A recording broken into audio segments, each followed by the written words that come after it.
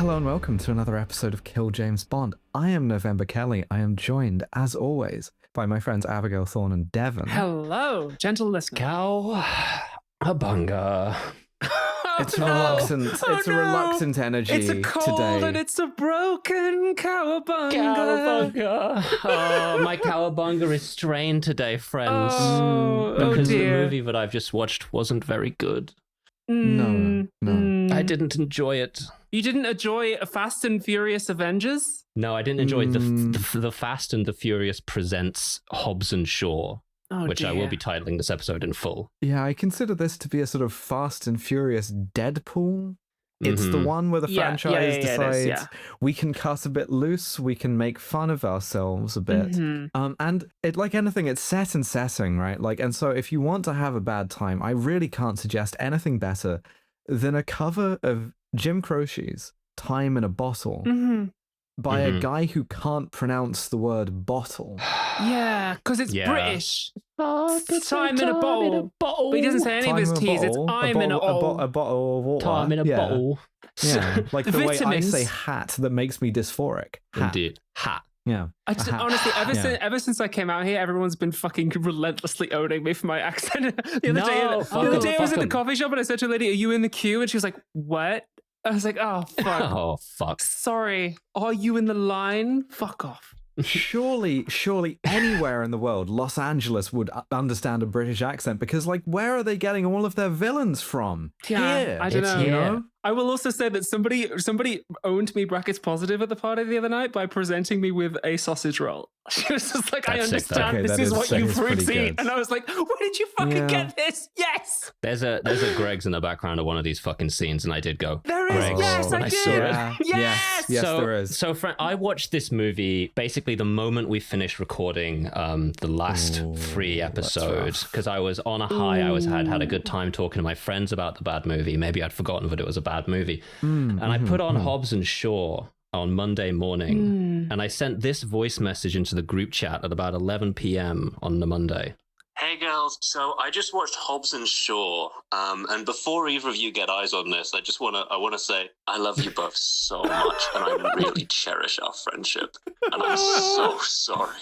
I'm so sorry. Just a really concerning voice note to receive at any time, but especially before you're about to watch this movie. And I also had a bad time with this one. It's not a good film, but we are inching closer to not having to talk about Fast and Furious films. I still think the nadir That's so far true. has been Fast 7, and this isn't as bad as that. It was okay. Fast 7 is the worst one, both politically and spectacle-wise. Yeah, but yeah. this is now getting annoying.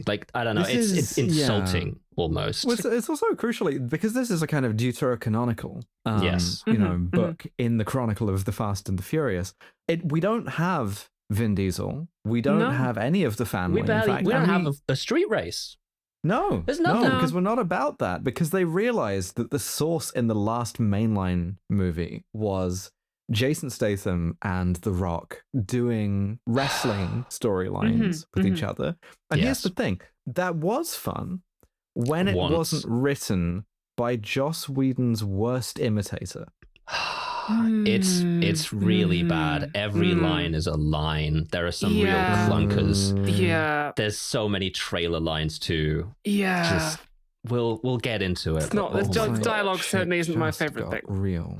No. But so we begin in Britain, and do. you can tell that London. it's Britain, both because it says, time in a bottle, and because we have the London skyline, and because we have an intertitle that says London, England. And then we get a shot of St. Paul's, just so you London. have a sense of place. Yeah, from Cody Banks too. Yeah, they actually make London look quite nice in this, which is astonishing. I assume that was done on a computer. I think most of this was done on the is computer. nice, Yeah, but most of this was London's done on the nice. computer. Yeah, and we get a tactical team wearing that's a kind of loose interpretation of the kind of counter-terrorist firearms, grey fits. But one of them is a beautiful woman. Yes. And so we immediately, Indeed. the plot and Hello, I Vanessa immediately Kirby. lose attention on everyone else involved apart from the beautiful woman. Yeah. Who we will be following. This is Hey, and Vanessa you know Kirby, who is an That is actor. a fine way to watch this movie because she's the best one in this fucking film. She is. She's very good. Mile. Yep. Vanessa Kirby, who is an actor, so good. Also a currently working producer. I love that her hair in this scene is not. It's not like it's not like in a military bun or anything. It's just kind of like rough and like piled up on one side, sexy hair. And I'm pretty sure that if you're an MI6, they just let you do that. Yeah, you can have a messy bun at work if you're a super secret spy, for sure. That's what the M stands for. At least now we know what M stands for. So this is a sort of MI6 tactical team who are looking for a MacGuffin in the back of a truck. And it's a liquid MacGuffin this time. It's a sort of like spangly liquid. It's a liquid stored in a kind of computer console box. We know what it looks like. You open the lid and then there's computer screen and like liquid. Yes. Can we establish that they are using electric rounds so they're not killing people? Which I'm like, okay, all right, okay. Keep the sort of rating. All right. And so they sort of like, zip tie and hurt a few guys. They secure the liquid. They secure the goo. They secure the goo. Yes. And then are in their turn ambushed by Idris Elba. Idris Elba. Now, appearing in this movie. Hobbs and Shaw came out 2019, so this would have been deep into the Idris Elba should be Bond chatter. And he's consciously playing that a little bit throughout this movie. Yeah, he's sort of cyber Bond in some ways. Yes. He has like he's Ultron. He's Terminator. He has a robot motorcycle. He has a Glock and a weird sort of, not a shoulder holster in the sense that you would understand it, but a shoulder holster, like a holster that has just been like blue tacked to his shoulder, a holster, like on front. But it would be easier for the guy stood behind you to take the gun out of. They were giving that to the frontline guys at Stalingrad. That is a holster that is designed to make it so that the audience can see that you have a gun when you're in a mid close up. And some verbatim dialogue here. One of the MI6 guys goes, "Who the hell are you?" And Idris Elba says, "Bad guy," which is about the amount of effort as I expected from this film. He's the bad guy. He's the bad guy. Away, that's bad guy. This is the one where it gets properly hamburger shonen, right? Because he has he like attacks them, but he has like enhanced fucking cyber augmentation vision. It's almost like hamburger tonkatsu more than hamburger shonen. This is Kamen Rider. He arrives here. He's an advanced humanoid. We've somehow gotten from street racing to like cyber terrorists, like electronically enhanced cyber terrorists. Don't worry about it. That's where we are. He has super speed. It's like super strength. And he's bulletproof as well, because Vanessa Kirby like shoots at him and he stops the bullet with his hand. He's got computer vision on his eyes. He's got computer vision. If this is happening in Britain, does this make this Greg's sausage roll tonkatsu? Yes. Okay, great, fantastic. Absolutely. Glad we've categorized that. But so she is sort of like backed into the truck as all of the rest of her team are massacred, and she decides, I've just seen this magical film called The Transporter 2, in which you could get injected with any color of liquid. And just kind of carry that around in you until that gets neutralized. We remember from Transporter 2, green is bad, purple neutralizes green. Yeah. If you need to store a liquid, U is a great place to do it. Yeah. Just in the blood, whatever you want to do. Oh, right in the blood. Just take it back out whenever you're ready. Yeah. It's like a library, you know? But also, once you inject yourself, the NHS, they are not going to give you any treatment if you admit that you've injected yourself with a liquid. No, they completely disavow you, yeah. It's crazy. And she injects it into her hand, and I will say, if they leave this on the table, there's no real hammy, like, this can't get into the wrong hands, or it's in safe hands. No one does any of that. It's just a shame. Just evil liquids. They could have been worse. I don't know. But so Idris Elba then sort of like tries to break into the truck. He also has his goons. His goons appear at this point. He's got goons. All of his goons look like, and I don't say this in a derogatory way, look like they have exclusively acted in gay porn. It's crazy. These are stuntmen. All of them are standing like they are in gay porn. There's a stance. These are stunt performers. They're all in like. They don't teach you how to stand in stunt school. Okay, they teach you how to fall over. the shaking hands meme between like stunt performers and gay porn actors is they're in insanely good shape, and that's I think why you are making this conflation, because these guys are like clearly stuntmen. They're all like cut, insanely good shape. Yeah. Kind of uncomfortable in front of a camera. Yeah, and standing like you're about to fuck something. Yeah. And the 3 points of that triangle sort of lead to a center of these motherfuckers are all doing the Tory power stance. They also all look fucking identical as well, which is again very funny. Yeah. But so he frames her. He does. Yeah, he frames her. They kill everyone, and he goes like, obviously she takes the fall for this. Great. I'm gonna chase her. He gets on one of the dead guy's microphones, and he's like, "Oh, Vanessa Kirby, you stole the virus." Yeah. That was a perfect GoldenEye 64 like guy getting shot. That's amazing. It's good. But no, he's just again not giving a fuck in character as well. It's like, you know, just fucking sort the shit out. I don't care. And gets on his. What he actually says is, "Nobody could stop me now." Who's gonna stop me? And it cuts across to a split screen. No one guy could stop me. It would have to be 2 guys. It would have to be but there aren't that many guys. Hey, what was your favorite PS2 game, and why was it Army of Two, the best co-op shooter ever made? And would you like a terrible implementation of that? It then cuts across to a split screen view of Abby and I getting ready to watch this movie separately in LA and Wales. Because on one side, Frank Transport's getting up and it's just grey and fucking miserable and like pissing it down. And on the other side, you've got The Rock waking up in this beautiful golden sunlight. He's reading Nietzsche. They put that in a remarkable amount of the shots of him getting ready. They do. That's the philosopher What's that really people know. funny as well is one of the things is they position this as The Rock is kind of the like one who's like lifting weights early. Jason Statham, he enjoys the finer things in life, right? He's more of a kind of a bon vivant, which is really funny to make you believe that, okay, next to The Rock, he's a smaller man, but like Jason Statham got that way by never going to the gym and eating a lot of cheese is fantastic. He got that by getting a pint first thing in the fucking morning from a place where everyone's wearing flat caps. Yeah, brother, definitely. Sure, man. The authenticity pub, it's real. Yes. But The Rock is fucking lifting weights in front of a massive American flag that's up in the gym as well. He's very hammy for the whole thing. You get the mileage you expect out of Dwayne The Rock Johnson circa 2019 out of this. Like, if you come in expecting him to do exactly this, he will do it. Yeah. He's good. Yeah, and but that's as kind as I can be. They both get the call, right? Yeah. To go and like do some action. And they both do parallel action sequences because that worked so well in Fast, whatever the last number of Fast was. Yeah. This one, it kind of doesn't. It doesn't. One thing it does is it does do the ass shot that we know and love. So in Jason Statham's location, which is a nightclub, I think / lingerie store, we get some like meat market shots of asses.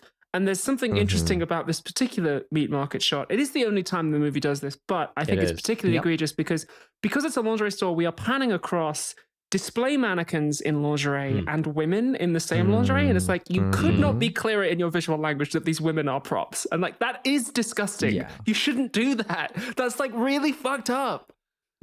There is a bit of a tell here in that it doesn't linger on the ass shot. It's sort of like ticking the box for the sort of franchise.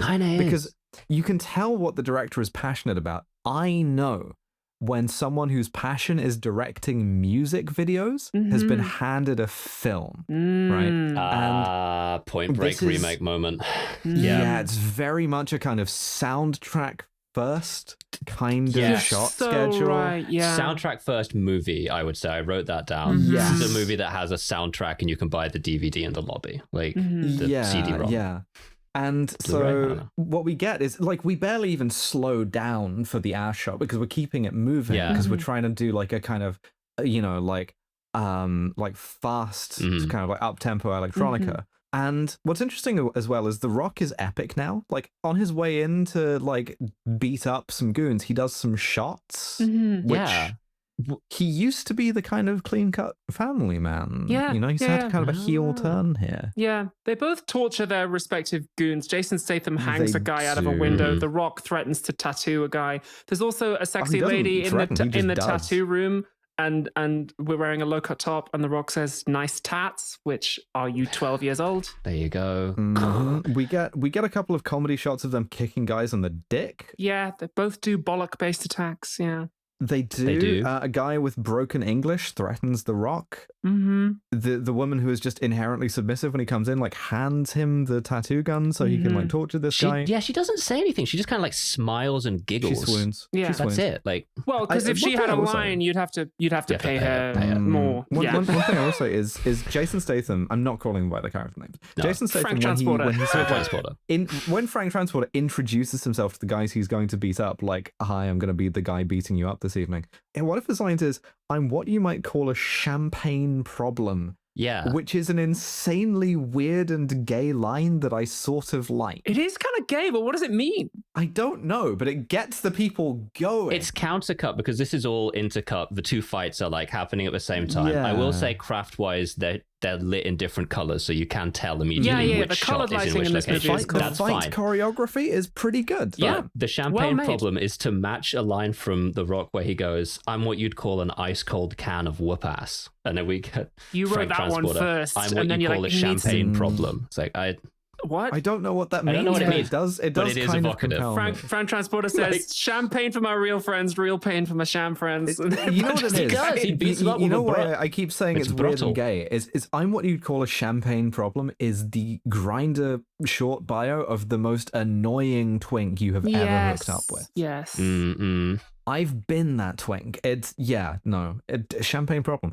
It's only a problem if it's from the Champagne region of France. Otherwise, it's just sparkling misunderstanding. It's only a problem if you don't love it. They both do the torture. Mm-hmm. They do. Yeah. And so what do you know about a super virus? Next location. Okay. What do you know about green? The plot device. Yeah. Next location. It's next location. He's tattooed "I heart cops" on the guy's forehead. Mm-hmm. And that's the big punchline. They do both leave a guy in suspension bondage, which I'll just come back to later. This movie is weirdly into bondage as a thing. Do you remember Frank Transporter did that a fair bit in the Transporter franchises? He often left people in predicament bondage.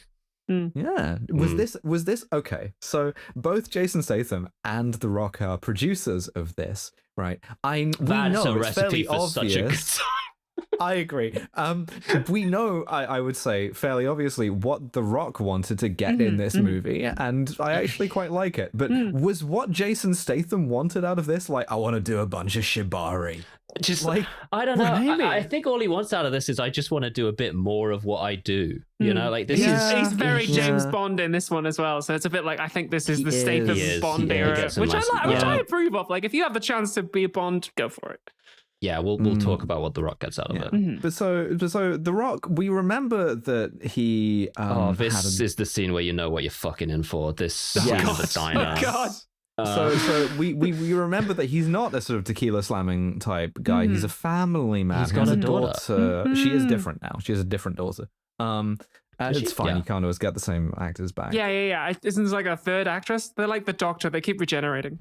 No, that's fine. Yeah. And she's asking him about like his family because she needs to do a report for school about her family tree. Yes. And he says, I can't talk about it right now because in life things happen, and I'm posting the vague post king. Yeah, right. What did he do? What did he do?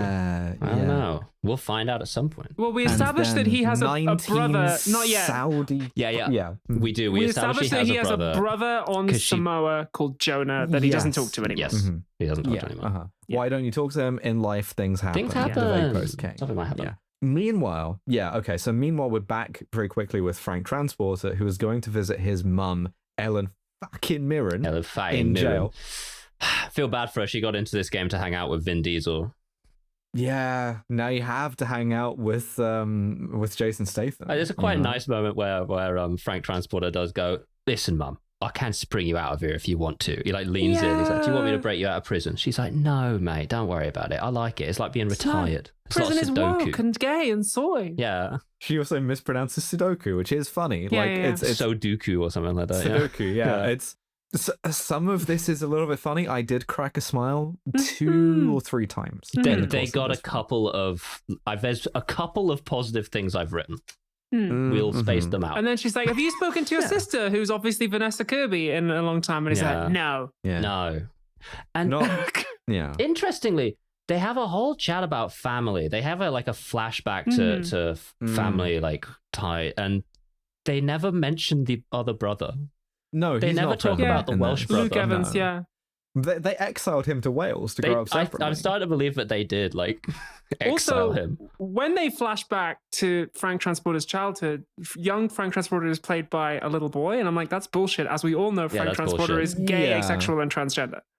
Of course. Yes, absolutely. Also, the one thing you're meant to get from this is that the siblings, even though the two brothers have never mentioned it, the siblings have a complicated network of bit scams that are all referenced by the names of 70s musicians, almost like Thor and Loki. Yes, almost like very like Loki that actually.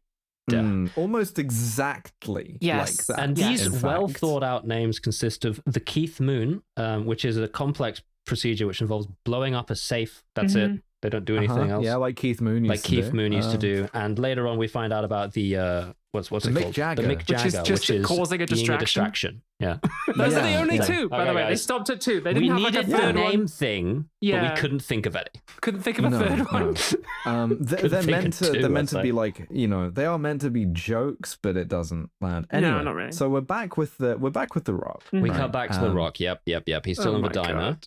Yeah, his daughter is holding up a crayon drawing of the Vague Post King, which he's made. And then 19 brave Saudi hijackers strike the movie. This is the worst thing that's ever happened to me. This is my 9/11. Yes. Welcome to the movie.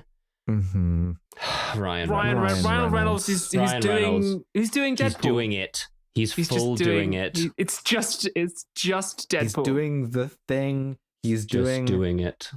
It's full spectrum Whedonification. Yeah, it's over, folks. The thing is that we're through the looking glass. I like Ryan Reynolds' performance in Deadpool. It's good, but Ryan Reynolds is a very strong flavor.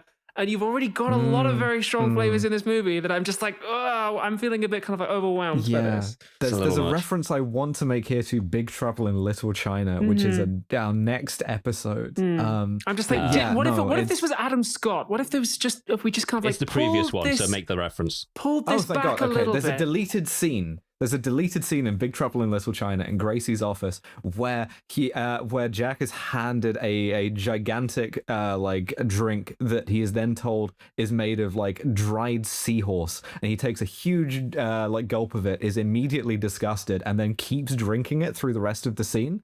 And at one point he does a huge gulp of this, and then goes, "Too much dried seahorse." That's how I feel about Ryan Reynolds. Yeah. It's a bad taste, and then it's too much of one. So also this guy's name is Locke, and I'm like, you thought you could slip Hobbs and Locke past me, you motherfuckers? You got a Hume in there as well. I'm not fucking falling for it. Over. But also the other guy should have been called Hume, and then the third guy is called Lowe, and I'm like, what? You had again. They had the first two, and then you needed the third thing, Set up, reminder. So gotta go. You know how in No Time to Die, it kind of ruins the chronology and also aura of everything that James Bond knows and can reference the Book of Mormon? Yes. Yeah. Well, it's weird that The Rock and his best friend Ryan Reynolds know what Game of Thrones is and can reference it repeatedly throughout a conversation. It does make this movie seem pays their debts, very dated. Very dated, because as we all remember, everyone hard stopped talking about Game of Thrones the second the final season ended. Until the spin-off House of the Dragon came out, which is great, and you should watch. And then that took the world by storm. Absolutely. My notes are literally Game of Thrones reference, like James Bond knowing what the Book of Mormon is, and then my next note is second Game of Thrones reference. Oh, they do so many.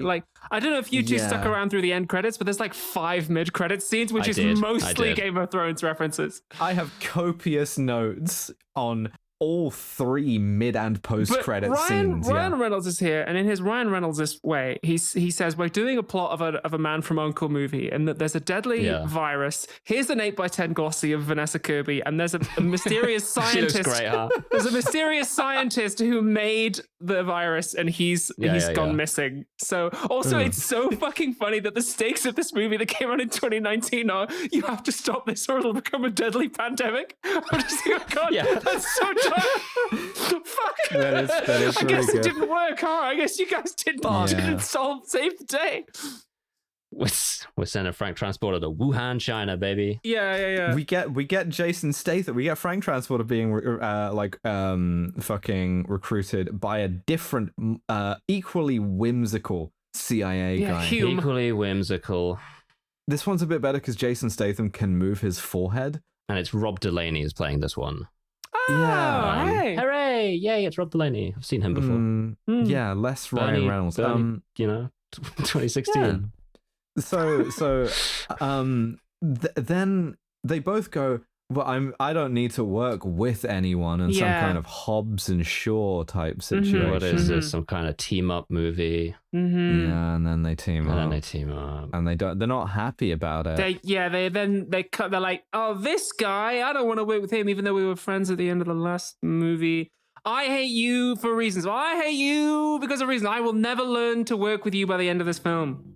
It's so determined to get lines off that it ends up digging itself through 28 cubic feet of steel and concrete, right? Because like the last one was authentically like, it evoked wrestling promos to me because it was like very sincere, whereas this is very ironic. Yeah. They have fun little nicknames for each other, like She-Hulk and Mr. Arson. And then this culminates in The Rock doing a "your mum" joke, which I don't think you can do when you've shown the mum, because then you're just creating in the viewer's mind an image of The Rock fucking Helen Mirren. Yes. I believe that's happened. I think that's like too much. That's like a Great Dane and like some kind of like rich people dog that breaks its legs. If you look at it funny, you can't do that. I bet the Rock is a very Dame tender Helen lover. Mirren. I don't know why I believe that. I don't know. I mean, I'm actually sure, fully but like prepared there's to a believe sort that. of But size difference. I mean, listen, there are more things in heaven and earth, and there are more ways of having sex, right, than I dreamt of in my philosophy. But if you're gonna do the kind of schoolyard like bullying thing, it's weird to do a misogynistic thing about a character you've shown. Yes, true. Like, and expected us to be like affectionate towards. Like 2 scenes ago as well. Yeah. Also, the thing is, we've established like Hobbs as a character who's like very professional and actually more nice and charming than Jason Statham. And so I think this was almost a bit more effective if Jason Statham was the one giving him shit and The Rock was just like being nice and letting it roll off him. That would have, because that's actual character conflict. Yeah, the Rock's like mean to people in this movie, and it's and like you want these characters to be different, whereas like the differences are so superficial that by the time they come together, it doesn't really feel like they've achieved much. Yeah, they should have made one of them grow hair. It's sort of an issue with this type of writing, right? Where like everybody you want to be funny is written in the one way of being funny that the writer is or thinks that they are. Just weird. And so everyone's kind of the same character. And this is also, I think, not helped by the fact that it's written for the slightly edgier teenage Fast and Furious enjoyer, who is going to thrill to hear Frank Transporter say that hanging out with The Rock is like dragging my balls across shattered glass and it hurts. I love the "and it hurts." That's my favorite. It does feel like it's aimed at a younger audience, this. Yeah. Well, they keep killing them. I don't know. Two points to note about the quick conversation that Delaney and Reynolds have with each other before the two guys get together. Reynolds is still at the same pancake house. Just jot that down for later. And Rob Delaney, the fucking phrase "black site" has filtered through the consciousness, but we've completely forgotten that it came out of like Abu Ghraib. So now we've got Rob Delaney here just being like, "Yeah, we set up a black site in London," like. Yeah, one of those places where we like torture people we kidnapped by accident because their name was similar to a guy we were looking for. Yeah, we're doing I'm that sure they in have London, 2 people. Like, yeah. But I'm sure it's they in have. like it's and then they cut into the fucking black site and like you can see the gherkin out the window. And you're like, I know where the that black is. site is literally in the shot. Yeah, like, it's in the, really? You got to do something about business rants, you know. The black site has an amazing restaurant. The CIA black site is really good. Oh, Hutong. Yeah, no, for sure. Yeah, that's a good restaurant. Hutong, you're kind of paying for the view, but yeah. So Vanessa, also they say like, oh, Vanessa Kirby, she's so good. She's going to go off the grid. You'll never be able to find her. And we get a shot of her walking into the Savoy. And I'm like, come on. I'm pretty sure they have cameras in the Savoy. Yeah. She's sort of like sabotaged her flat on the way out with a sort of a tripwire complete with a grenade, which she has taken the time to write the word bang on. So that the person who is killed by it will not have the time to perceive that and feel owned, but just, I guess you just label things. That's a private joke. That's why you write, for the victims of Epstein's Islands on the Shahhead before you send it over. It's for fun. On behalf of the Iranian people, I am going to Tel Aviv for negotiations. There's, you know what this is? You know what this movie's problem is, right? I got some ideas. It's too comic book and not enough wrestling. Yes. That's very astute criticism. There's some good wrestling right at the end that actually does win me back. Yeah, but this was not written by a real wrestling enjoyer, and I'm not a real wrestling enjoyer, but I understand more of the appeal of it, I think, than the writer of this. So The Rock has to he tracks her down at the hotel as Jason Statham has to break into the apartment. We get parallel fight scenes. There's some good Jason Statham. There's bisexual lighting all over Vanessa Kirby's apartment. That place looks like my apartment. It's great. Vanessa Kirby, her profile image on her home computer is the same headshot. Good. Sick. Really good. Nice. That's where they got her from. Yeah. She's called Hattie, by the way. Hattie. Abby, why do you write bang on all your grenades? No, the thing about going to your apartment is oh, can I get some ice for this drink? And the ice tube tray has just got cold written on it, every time. It's big yum on the fridge. Edging towards a Memento guy at that stage. Cutting between Statham and The Rock's action scenes really drives home how much worse The Rock is in an action role than Jason Statham is. That is because true. The Rock, he's deep in his I don't want to lose phase. Yeah. Well, I think this is a nice fight scene. It's a nice fight scene that fucking Frank Transporter's doing. It's an acceptable fight. It's a nice fight scene that Vanessa is doing. It's not a great one that he's doing. Frank Transporter is beating dudes unconscious with a toaster labeled toast, and that's good. And on the other hand, The Rock is sort of The Rock ends his fight by just standing up and effortlessly revealing that he could have won at any point. And I'm that doesn't make me feel good. I hate that. Yeah, it's probably quite a challenge to choreograph a fight between Vanessa Kirby, who is smaller than me, and The Rock, who is enormous, and make it look somewhat even-handed. Yeah, they should have done it anyway. A lot of fucking leg sweeps. I'm saying, just a lot of leg sweeps, non-stop. Actually, nothing but. This movie is trying to do a horny fight scene. It wants you to be horny for Vanessa Kirby, which she's a beautiful woman. That shouldn't be difficult, but the way it goes about it is so juvenile and kind of misogynistic. It is heavy on the thighs. I'm a thigh enjoyer, right? The bondage. Whose idea was that? She's doing half the fight handcuffed. What's going on? But so she does get captured. At which point we go to Idris Elba, who is he's on a Microsoft Teams call with his boss, who is a gallery art installation. Yeah.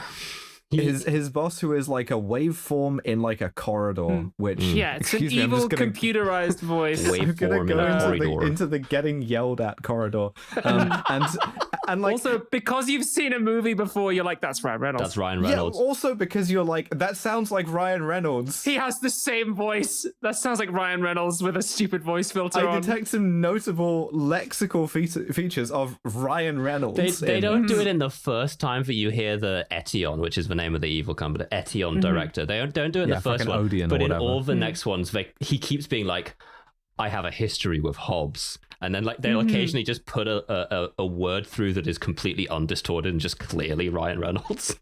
They don't trust that you'll figure it out. Yeah, it's beautiful. Yeah. So Idris Elba gets a firmware update, so now he can play drops and all sorts of stuff these days. Yeah, he's also Humanity told, must like, evolve. because I, Ryan Reynolds, have a history with Hobbs, I don't want you to kill them. I want you to recruit them, right? Like, bring me them alive. Yeah, that's and, great. And turn them. Cool. It's like, Idris Elba, run this out for another hour and a half. Let's go. Just pad stuff. Don't end the movie too at some fast. point. That would be ideal. Yeah. We got a couple of more locations we got to get to. Yeah, so we do a whimsical interrogation of Vanessa Kirby by The Rock. She's so it's a little better. bit flirty. Yeah. Yeah, why does The Rock fuck disagree. now? He didn't used to do that. Like, it's sort of like Fast and Furious after dark, you know? From the moment that they decide that they're going to make Vanessa Kirby fuck The Rock, they don't do it in this movie. They just like flirt. From the second they decide, everyone in every scene is just like smacking them together like dolls. Like everyone is commenting on the two of them. Like I think it's the Rock's daughter as who well. says it It's like, first. oh, she's really hot. She's and it's pretty, Like, you're like 12. That's weird. Yeah, it's she crazy. calls him stupid, and he's like, actually, I read Nietzsche, which is, I would say, the favorite philosopher of stupid people. Of stupid people, Dumb fucking people. He quotes Nietzsche. I don't even fucking know the quote. And he like looks straight at the camera and he goes, "That was Nietzsche because I'm exercising this." And he taps his forehead as well as this and like hits the fucking guns. And it holds for like 3 seconds, man. Like, what do you want me to think? What do you want me to? Cool, awesome. Like, Hmm. Yeah, that's The Rock. Notably, the skin on one of those locations moves. At this point, They should have picked a better philosopher. They should have picked like a better philosopher. It should have been like, I've been reading Sarah Ahmed. like a woke philosopher. I've been reading Talia May Betcher. Yeah. Yes, Judith Butler. That would have been fucking great. Even like a sort of like trad one, but an unexpected one. Just like that up myself.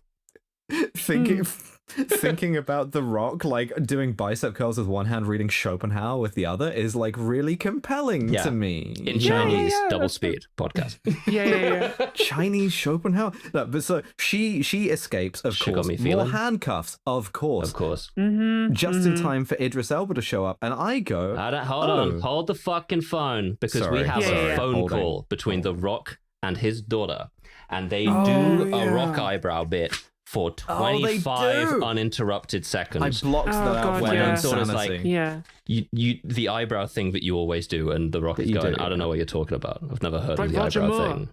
And it cuts. She's doing impressions of it, and at this point, it's too present. They're on fucking FaceTime. It's just 2 shots of 2 people holding their Apple iPhones out away from themselves at a medium distance. It's like, great, awesome. Movies suck now. We should all kill ourselves. It's over. It's never going to be good again. I think so. No. Then Frank Transporter turns up and he's like, actually, things are going to be good again. That's fine. That's me sister. Oh, Oi, that's me. Yeah. The Rock's like, sister. are you two gonna kiss or something? And they go, that's disgusting. She's my sister. Gross. Strictly, this is strictly like a bondage pervert movie. No incest. Yeah. But also, Well, that'd be illegal in the UK. yeah, because Jason Statham arrives in a car, I go, oh, Cars. Oh yeah, like from Cars 2. I remember Cars. I hope we see another one again soon. So the heroes of this movie drive cars, but the villains are on motorbikes. The villains That's are true. on motorbikes. That's true. Strong position that like the biker is a sort of equal enemy to the carman. That's crazy because I remember the biker being like the homie of the carman, even in the previous movie. Yeah. Well, in the first one, the bikers were evil. Remember? That's true. That's Johnny true. Tran. And they were brothers, Korean. Vanessa Kirby at this point is like, I am infected with the virus, and then we get like a clearly ADR line on like a different planet, where she's like, it's in capsules. Which I guess is like, I guess to like stop people going, why aren't you sick then? Like, why aren't you like visibly like getting sick if you've got a virus? It doesn't do anything like, for 72 it's inside hours. a capsule in my body. I'm like, why would you? Yeah. Also, like later on, I may as well just get to this now. Like the scientist later on was like, oh, it's a fully programmable virus. You can program it to someone DNA. Yeah. Like, and then it can kill like anybody. No time to die. Like you can specify it to a specific person, and I'm like, okay, but if you can get close enough to someone to infect them with the personal virus, just use a gun. I think the idea there is you release the killed that motherfucker right there virus into the population, it transmits in a way that's harmless to everyone else, kills that motherfucker, and somehow never mutates in any way. I don't. Yeah. Anyway, it's in capsules. Don't worry. Yeah, but so. It is in capsules, bro. Yeah. So they have to leave the fucking building, and they have to go down the outside of the building. She's still in the like thigh dress at this point, and the movie's kind of too horny about that. She does the thigh thing again. She tries to strangle the Rock with her thighs for a second time in like 5 minutes. Does the pussy strangle? Stop it. And the Rock keeps just talking normal every time. He's got like his neck clamped, by the way. He's like, stop that.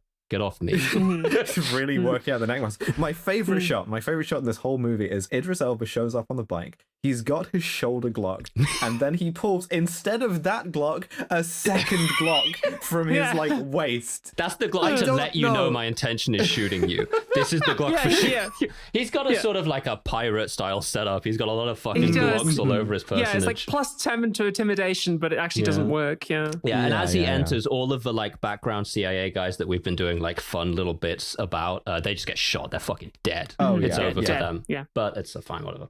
He grabs her and then rappels down the shard. Yeah, we're very much in the CGI dimension. Nothing is real. Nothing is real. I read a making of thing, and it said that this chase scene, the production was like they were in cars, and it was just all blue screen, and it was CGI-ing the reflections of things passing into their fucking what is it? Maserati, Lamborghini. I don't know. That's a McLaren. It's a McLaren. That's the one. It's not even on the volume. Creating the reflections in the McLaren, and that's it. Nothing is real. Nothing feels real. There's no real weight. It's just, it's shit. It's a shame. It's shit. So they get down to the bottom of the shard, and then Frank Transporter and Idris Elba recognize each other, and they have a fight scene in which Idris Elba whoops both their asses because he's got superpowers. He can even lift a car. There's a cool split diopter shot that they don't know how to hold on. So they just lose it after like a second.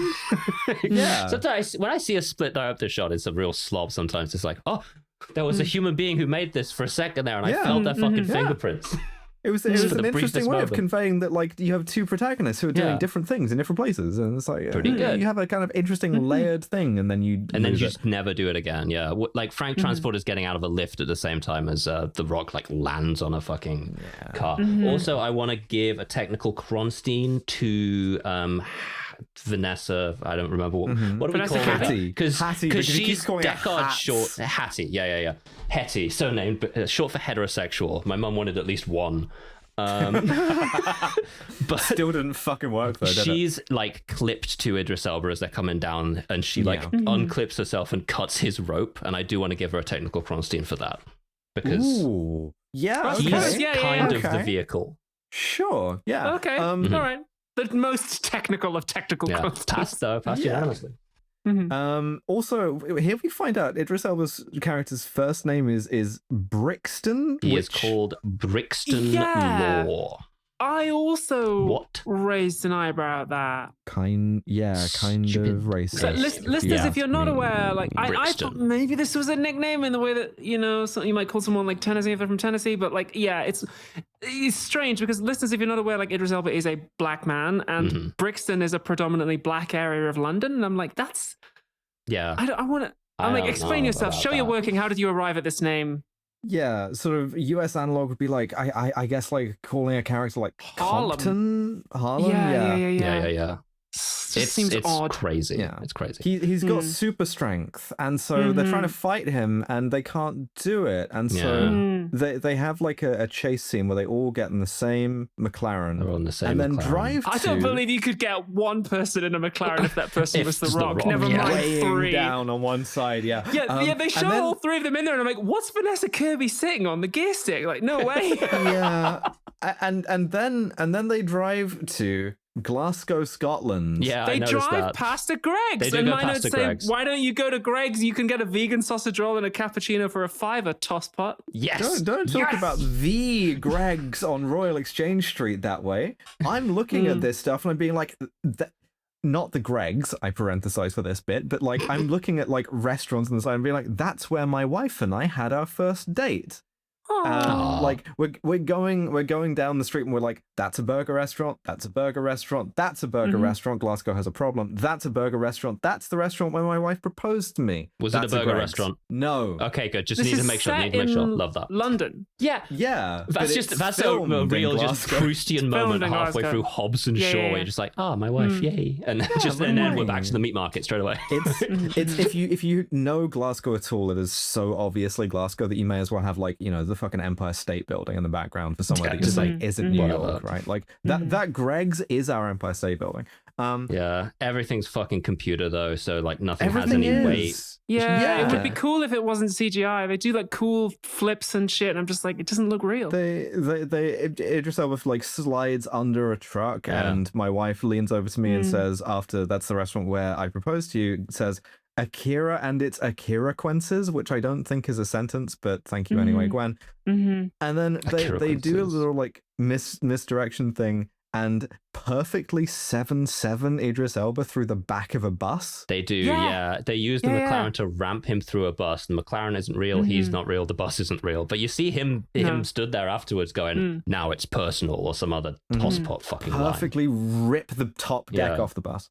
You can tell that these London double-decker red buses are not real because we see the top of one at one point, and real London double-decker buses have numbers painted on the top of them. They're not just red on the top. Ah, smart. That's so true. It's and they're coded by bus operating company. Anyway, exactly. So they like. Never say you never learn anything. Listen to the Kill Jones one. Yeah, then what happens is that Idris Elba apparently also like controls the media. Yeah, Idris Elba goes into his fucking Tomorrow Never Dies newsroom and like dictates to everyone what the tomorrow's paper is. A guy says we've hacked every mainframe. He says every mainframe of all the newspapers.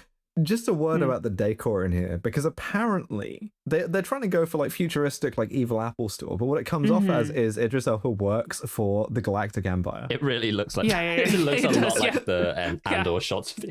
Dun dun dun dun dun dun dun dun. So that now they're wanted men, and like that the British press needs absolutely no excuse to vilify a transgender person. So immediately for Frank Transporter, they're like trans criminal, biological freak, kills everyone. And they put it up in fucking Piccadilly Circus, like right where the fucking Queen's Memorial was. They're just like, we're gonna kill Frank Transporter. Nick Clegg comes up on the TV and goes, I am reinstating my kill order for Frank Transporter. Kill this person. Yeah. The British media like hounding on like a trans person on some kind of like spurious narrative. That's interesting. Someone should write a criminology thesis about that. Anyway, they're discussing it as a group, reacting to this, and you get a really clean drop, which I don't have because my mixer exploded, of Jason Statham, Frank Transporter going, apparently they control the media as well. Yeah, my notes say Toretto inaudible. I'll see you next week. So, we find out that Etion are apparently a secret tech cult funded by dark money who like want to advance human civilization by killing everyone. My notes say they're like evil effective altruists, and then my next note says, so they're like the effective altruists. Yeah. They're like a tech cult, They're cool. Whatever. Humanity has to upgrade. They're kind of bickering, and we established this sort of dynamic here, which is that Vanessa Kirby is tired of their shit because they're both idiots. But again, it's kind of having your cake and eating it, right? Which that's your permission to have them act like idiots, but also they need to be really good at everything and progress the plot. So they progress the plot by being like, actually, while you were throwing Idris Elba into the back of a bus, I was discovering next location. Next location, it's actually hidden in one of the shots where The Rock is getting mad at someone because it's on like a CCTV screen.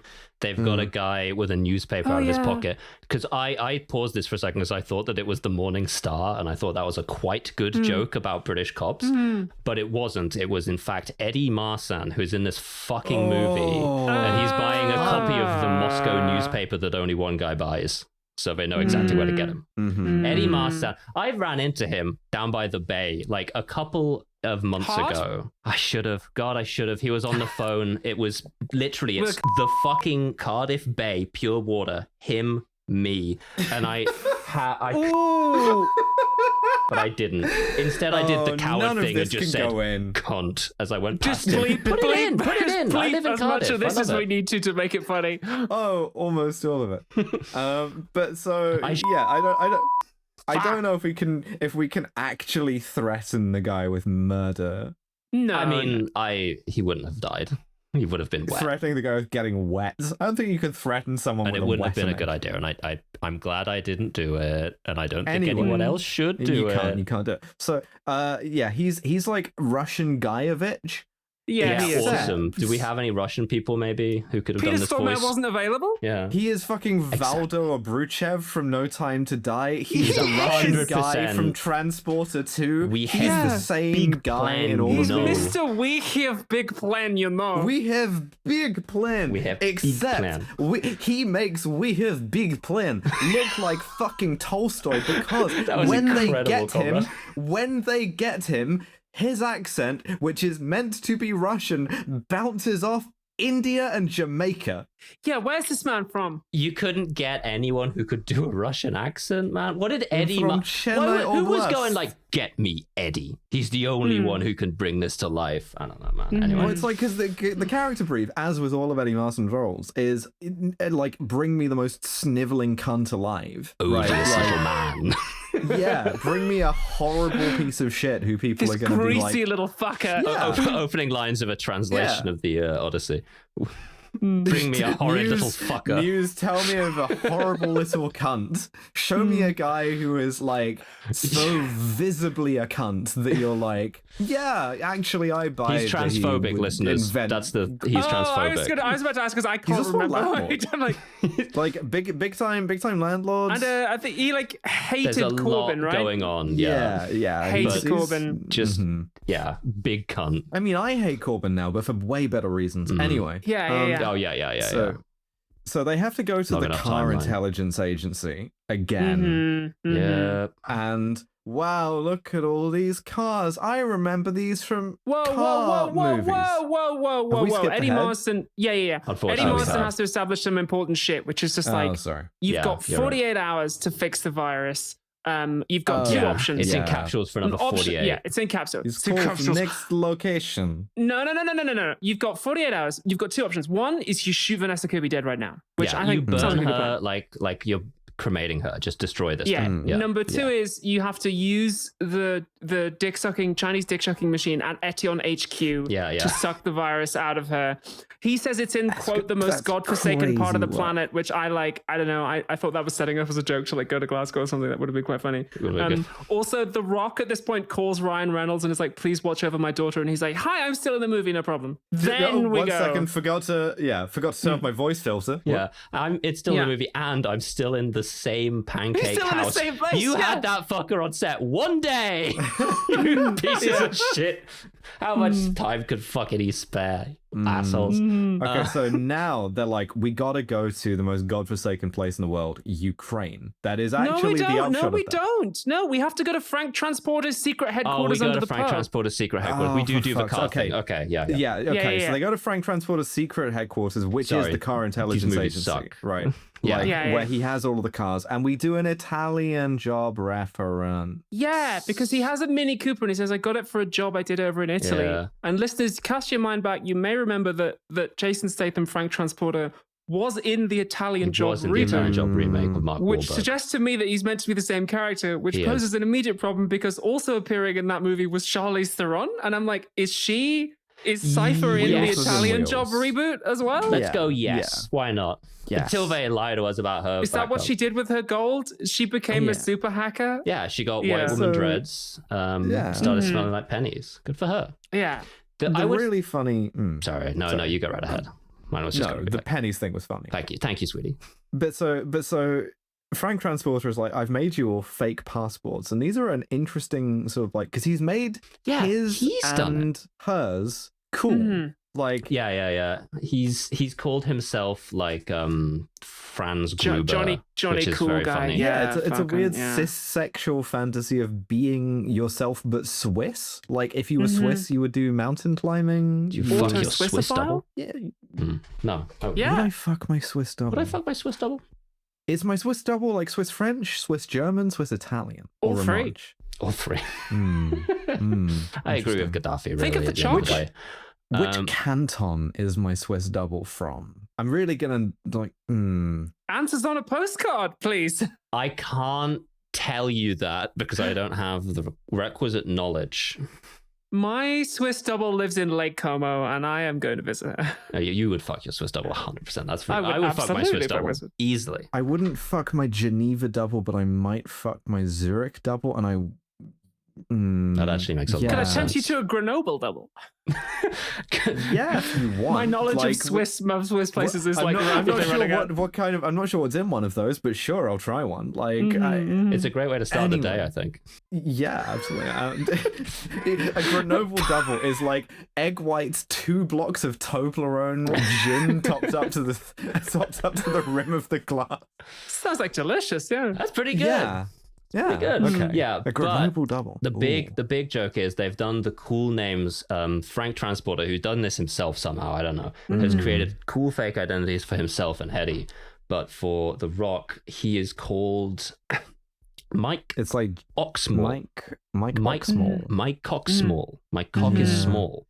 And then they make really a phenomenal amount of hay out of that for a couple of months. They really do. They do. And he does something to like make sure that The Rock gets detained and cavity searched when going through security. I guess he just puts like an F on his passport. That counts he just as sexual assault by proxy. Yes, it does. Yes, it does. It does actually, yeah. Easily. Also, I think what's one of the things that's funny here is that their decision-making process is to fly metaphorically, if not literally, under the radar. They're just taking like normal flights, which is why they have to go to the airport.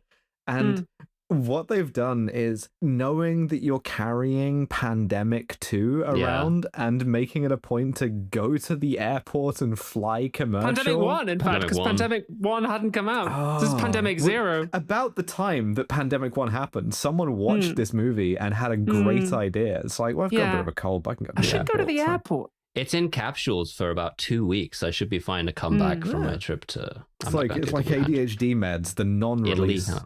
Yeah. Might not say Eddie Marsden gets killed, and then I've sadly crossed that out and written captured. No, he still doesn't get killed. He's still in a couple more scenes of the movie. Yeah, he turns on his car, and in the headlights, Idris Elba's standing there like Napoleon Solo, just standing normal. Yeah. The two, Hobbs and Shaw, have like a heart-to-heart on this flight. Oh, God. They're like, this is a really bad scene. This is the low point. Airplane thing is a lot. Woke One was an interesting time. And this was peak Woke One as well. Like 2019. Frank Transport is like, you're trying to like impregnate my sister.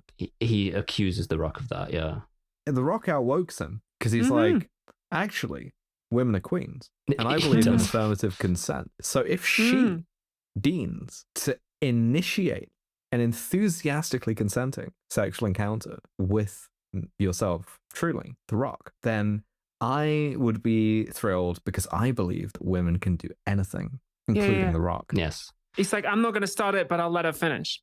Yes. Yeah. And then I came up with that off the dome, and that's a better line than what's in this script. That's real. That's so much fucking better. Christ. Thank you. But they're arguing and are about to like jump at each other. At this point, my beautiful wife, who on my rewatch of this movie that I did just before recording this, because I didn't take notes the first time round, and for the whole week I've known I need to rewatch it. It's been hanging over me like fucking weight. She was already yelling about this, and then Kevin Hart turns around and begins Kevin Harting all over the movie, and she screamed. She's mid-flow yelling, and then Kevin Hart strikes the fucking movie. And uncredited. His bit is, I'm kind of like you. I'm like a cool guy too. And it's like a joke, but it's not a joke because Kevin Hart believes that. Yeah. Well, this scene is there because The Rock and Kevin Hart did a movie called Central Intelligence a few years before this. And they are actually apparently quite good friends in real life. And that's why he's in this movie. That makes sense. They both belong to the international country of capital. So makes sense. The joke is this guy, he's getting like parasocial about them. He's like trying to like be friends with them when he's not cool and they don't want to be friends with him. And then that joke outstays its welcome over the course of about, I would say, conservatively 15 to 20 hours. It's like so long. It's so long. Because you're the producer's friend and the producer doesn't want to edit you out of the movie. Like, just cut this. Go ahead and cut this. There's no real need for it. And the payoff for it doesn't really help anyway. I've never seen the film Central Intelligence, but I do remember the tagline, which was very good, which was, in order to save the world, you need a little Hart and a big Johnson. I'm like, that's quite funny. That's pretty fun, good. but like, that's the real problem, isn't it? In that's like, don't you want to see these two actors interact? And like, there's no movie anymore. No. It's just, look at these two action figures. Yeah. The deal is he's an air marshal. He right, is, they're going to use later on. Anyway, and he's like Eddie Marston's getting tortured. And it's like, whatever, thank fucking God. I just watched all of the Hannibal series. Let's put Eddie Marston in the pig machine. Let's get my man eaten by pigs. Let's get me eaten by pigs, quite frankly, because I, at this point, turn to my wife and go, do you want to see how long we've got left? For fun, to make ourselves feel bad. My wife did this. And I picked it up, and we are not halfway. No, we're not. Feed me to pigs. We're gonna blaze through here, right? So like, here's the thing, right? Fucking Frank Transporter is like, I know someone who can help us get to next location, and it's the hot girl bondage torture squad. Yeah, he's like, I know some broads, and they're like, okay, let's go to them. I'm friends with several women. They do epic shit off screen. Yeah, they're busy doing suspension bondage. Just note that one down. Interesting. On some Totally like Russian spies like ass. mobsters. Yeah, for real.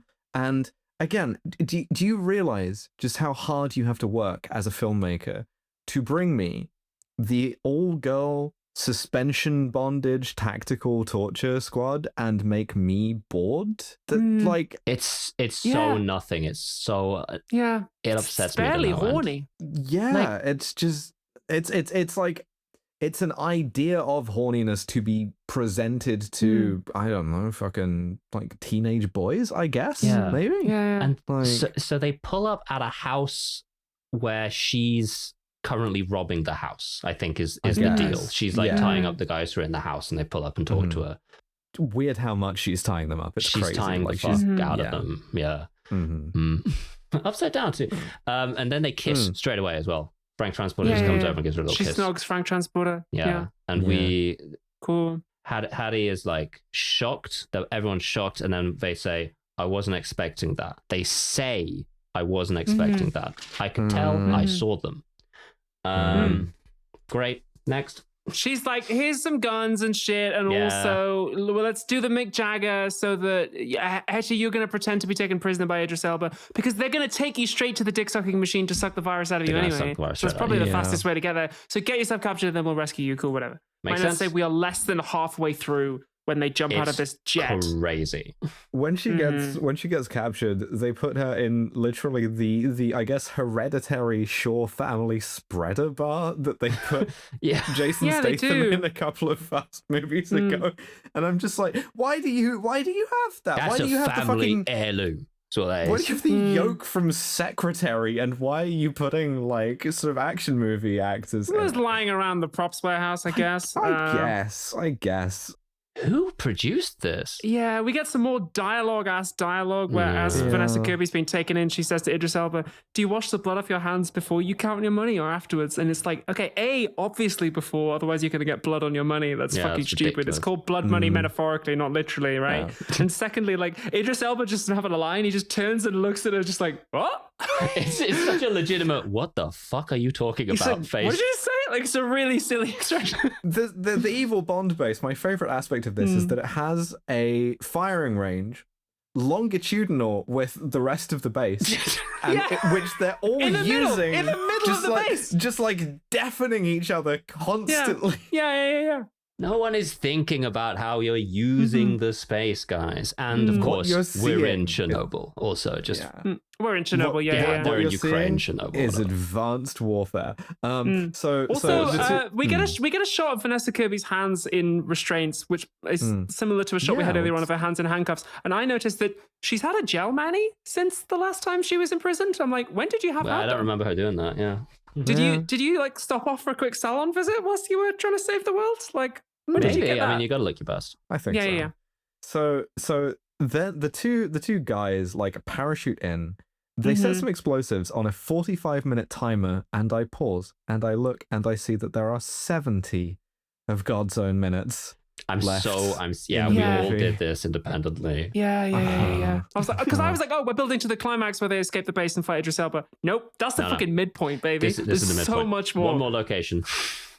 So they rip the best sequence from the last one, or try to, where they're having like parallel fights in parallel corridors. And I'm so sorry, but again, another deeply illustrative sequence. Reese Statham and The Rock in fight scenes. It was funny for The Rock to win easily, but Statham's doing great. He's like doing some fantastic martial arts on a dozen dudes, and The Rock has one big guy and then just like punches him in the face and wins straight away. Yeah. They do a bit of a misdirect. They try to do the like Mighty Joe situation. Even mightier than The Rock. And of course, because no one can be. The other thing is, like, they're looking back and forth, and this is homoerotic in the sense that you are beating up these men for the approval of another man. It is. And they're kind of taunting each other by withholding that affection and that praise by being like, I'm not impressed. Yeah, The Rock is like yawning, like performatively towards Frank Transporter. Like, oh, you're boring him. It's interesting. Yeah. I don't know.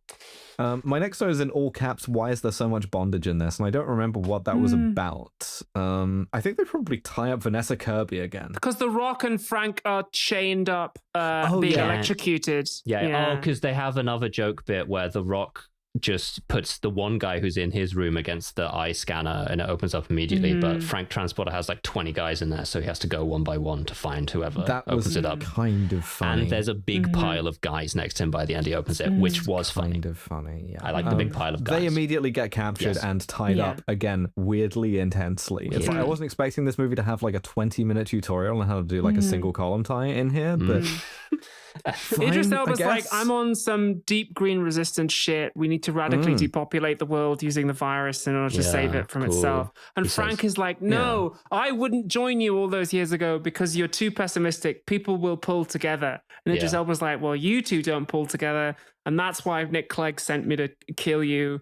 And then framed you for all the bad things that you've done, and that made your sister not like you. And I was the author of all your pain, and I killed Han, probably, I guess. Oh, thank God, this guy was the author of all my pain. Okay, nice. Yeah, I probably did that too. Like whatever. Yeah, I probably killed Han. We'll find out. I'm sure. He was like the ghostwriter of all your pain, right? Because Ryan Reynolds was the author of all his pain. Yes, the obvious twist villain that they still don't do in this movie because they're saving that for the fucking sequel. You losers. Much in the same way Charlize Theron is the author of all of Dom Toretto's pain, Ryan Reynolds is the author of all of Frank Transporter's pain. He's the author of all of Frank Transporter's pain. Movies have really led me to believe that somewhere out there is one person is the author of all my pain, and I just have to find that person and punch them. I wish that were the case. They'll show up eventually. You just have to punch a bunch of people first. Okay, great. And I should get started on that. Find happiness for a couple of minutes. They're doing. They're both tied up and they're getting shocked. That's the thing. Yeah. We get some more backstory here. Like we mentioned that we even put like a sort of time and a place on it because speaking of Abu Ghraib, we find out that Frank Transporter and Idris Elba were in Task Force Black together in I guess Iraq. Is that real? Task Force Black? Yeah, that is real. I wrote that down like a punchline because they'd gone from Black Site to Black Ops to Task Force Black, and I was like, stop it. It was also called Task Force Night, but it was a real thing. Okay, right. Like Night in that case, that's awful for a completely different reason.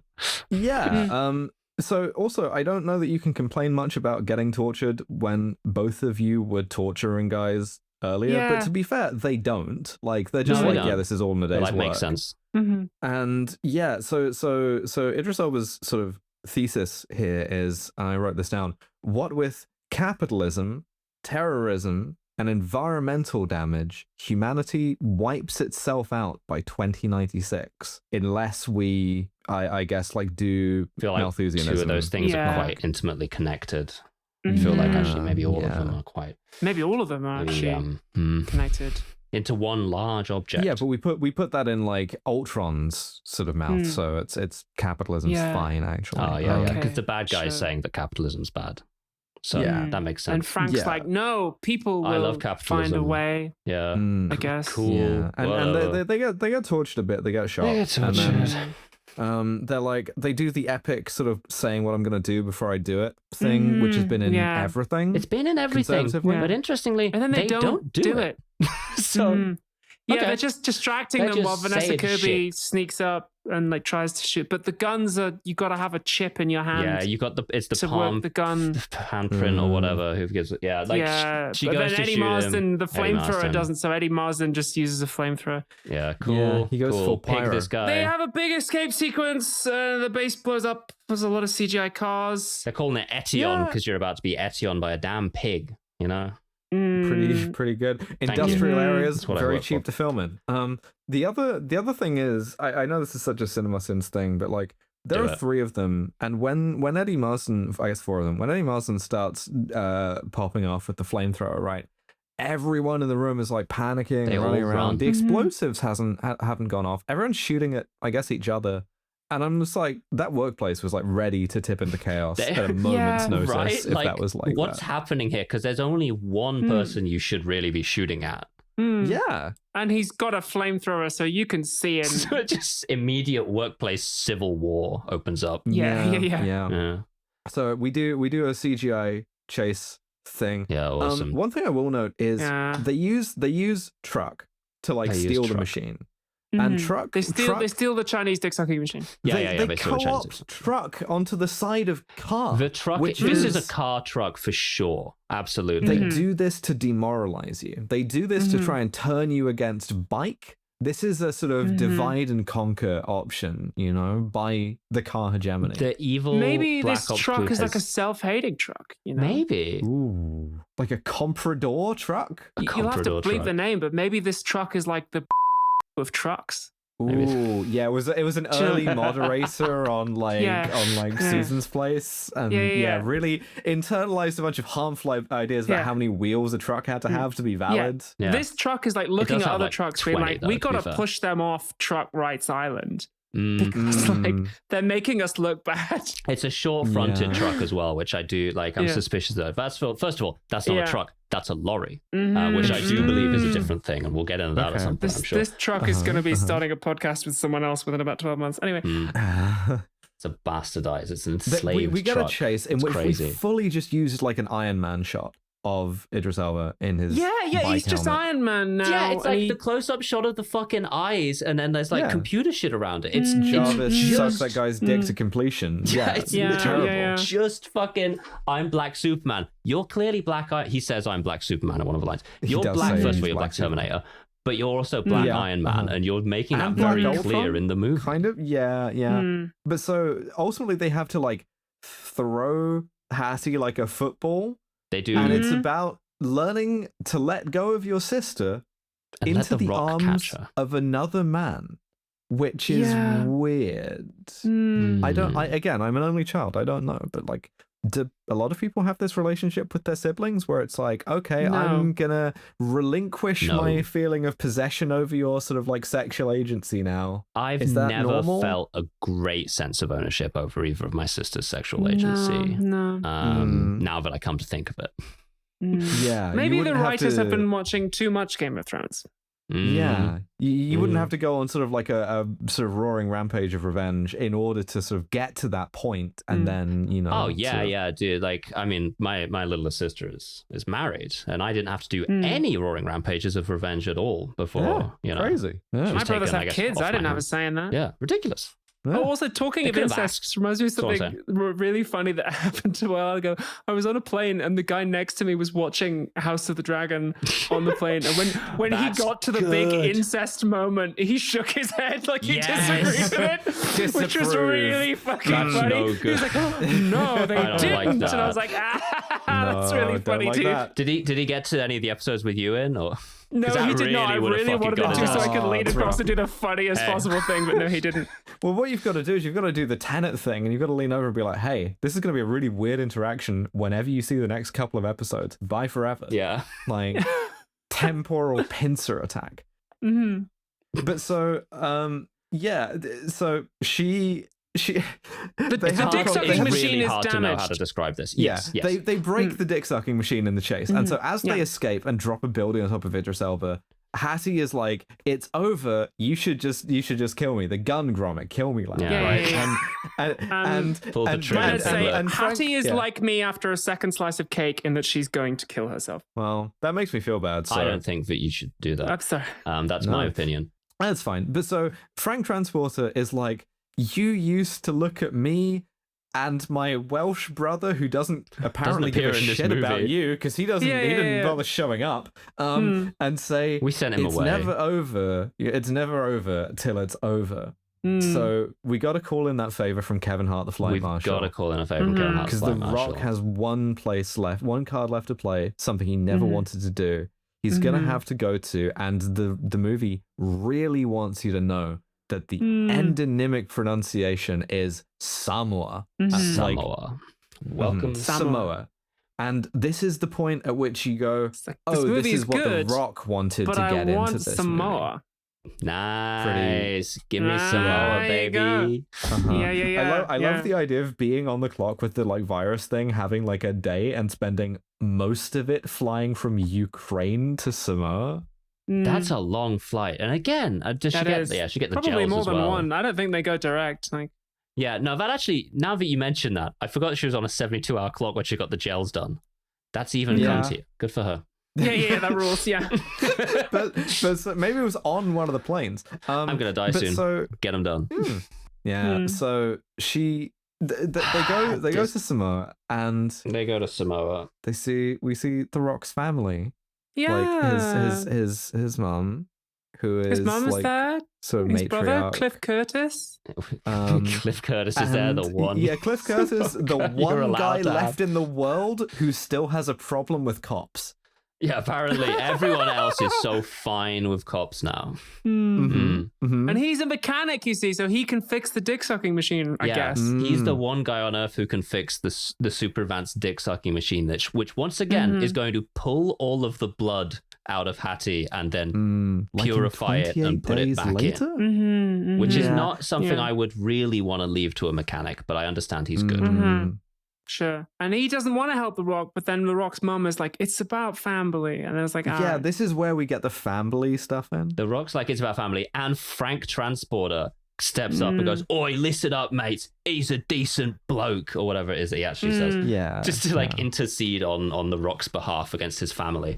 And this is the family that he can't ever return to because of something he did in the past.